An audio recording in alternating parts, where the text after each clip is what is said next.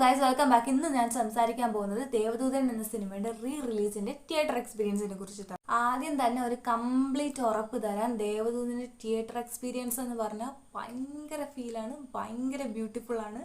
അതിലെ ഓരോ ഫ്രെയിംസും പൊളിയാണ്. ഒരു സമയത്ത് ഒരു ജനത മൊത്തവും നിരാകരിച്ച് പൊട്ടിപ്പോയ ഒരു സിനിമ, ഒരു പഴയ സിനിമയാണ് ഇരുന്ന് കാണുന്നതെന്നുള്ള യാതൊരു ഫീലും ഇല്ലാതെ അതിലെ പഴയ കുറച്ച് കോമഡി കണ്ടൻസും കുറച്ച് ആക്ഷൻ കണ്ടൻറ്റൊക്കെ കട്ട് ചെയ്ത് ആ സിനിമയ്ക്ക് ശരിക്കും എന്തായിരുന്നോ വേണ്ടത് അത് തന്നെ, ആ സംഭവങ്ങൾ തന്നെ അവർ എടുത്തിട്ട് വെച്ച് തന്നിരിക്കുന്ന, നമുക്ക് ആസ്വദിക്കാൻ പാകത്തിന് വെച്ച് തന്നിരിക്കുന്ന ഒരു തിയേറ്റർ ഒരു എക്സ്പീരിയൻസ് ആണ് ശരിക്കും പറഞ്ഞ ദേവദൂതൻ. ഇന്ന് ഞാൻ തിയേറ്ററിൽ പോയി കണ്ട ആ ദേവദൂതൻ എന്ന് പറയുന്ന സിനിമ. പിന്നെ നമ്മളെല്ലാം ടി വിയിലൊക്കെ വന്ന് ഒരുപാട് തവണ ഇത് കണ്ടിട്ടുള്ളതായതുകൊണ്ട് കാസ്റ്റിനെ പറ്റി പറയേണ്ടതെന്ന് ഒരു ആവശ്യവും തന്നെയില്ല. പക്ഷെ ലാലേട്ടനെ തിയേറ്ററിൽ കാണുമ്പോൾ കിട്ടുന്ന ആ ഒരു ഫീൽ, ആ ഒരു സ്ക്രീൻ പ്രസൻസ് ഒക്കെ അത് അടിപൊളിയാണ്. എനിക്ക് സത്യം പറഞ്ഞാൽ ഒരു ഫെൻറ്റാസ്റ്റിക് എന്നൊന്നും പറഞ്ഞ് ഒതുക്കാൻ പറ്റുന്നില്ല. എനിക്ക് അതിനെപ്പറ്റി പറയാൻ ആഗ്രഹമില്ല. കാരണം അത്രയും എനിക്ക് നാളെ ആകുമ്പോൾ ഈ ഫീൽ പോകുന്ന എൻ്റെ ഒരു ഇത്. കാരണം അതുകൊണ്ട് ഞാൻ ഇന്ന് തന്നെ ഈ റിവ്യൂ ഇടുന്നത്. എനിക്കിപ്പോൾ ഉള്ള പ്രായത്തിനെക്കാട്ടി 2 വയസ്സിന് മൂപ്പുണ്ട് ഈ സിനിമയ്ക്ക്.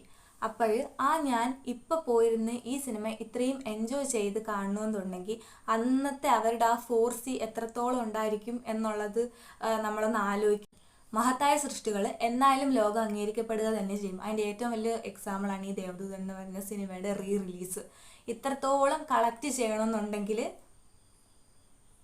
ഞാൻ എന്ത് പറയാനാ, എല്ലാവരും തിയേറ്ററിൽ പോയി ഒന്ന് എക്സ്പീരിയൻസ്, സമയമുണ്ടെങ്കിൽ, കാരണം ഒരു തവണ നമ്മൾ കണ്ടതാണ്, അതുകൊണ്ട് സമയമുണ്ടെങ്കിൽ തിയേറ്ററിൽ പോയി എക്സ്പീരിയൻസ് ചെയ്ത് നോക്കേണ്ട ഒരു സിനിമയാണ് ദേവദൂതൻ.